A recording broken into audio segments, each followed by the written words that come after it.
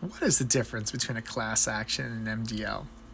I get this question from lawyers. Don't worry if you don't know the answer.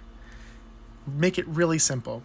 Class action is one lawsuit, many plaintiffs. A mass tort, multi-district litigation, MDL, a few different colloquial names, that is many different lawsuits, many different plaintiffs consolidated into one venue. Why would they do this? Well, the Judicial Panel of Multi-District Litigation, otherwise called the JPML, under Code 1407, will look at a whole series of claims.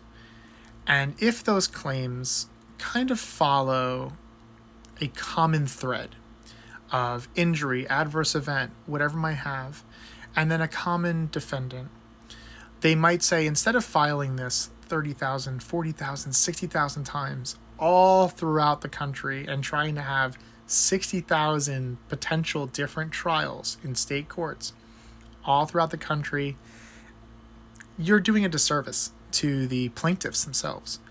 And not only that, it could take too long, right? I mean, you might have too much of a problem with the defendant. The actual plaintiffs themselves might be in dire need. You want to be able to help the families.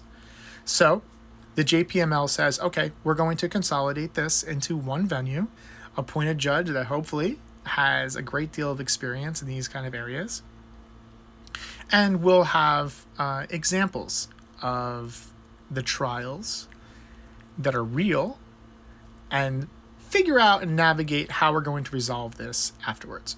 So there's a whole series of things. I'm not going to get into the whole Daubert or Daubert, proving causation, different pieces. We fast forward to what's called the bellwether trials. So bellwethers are essentially plaintiff picks, defense picks, and judge picks. And these serve as a good understanding of how trials around the country would have gone.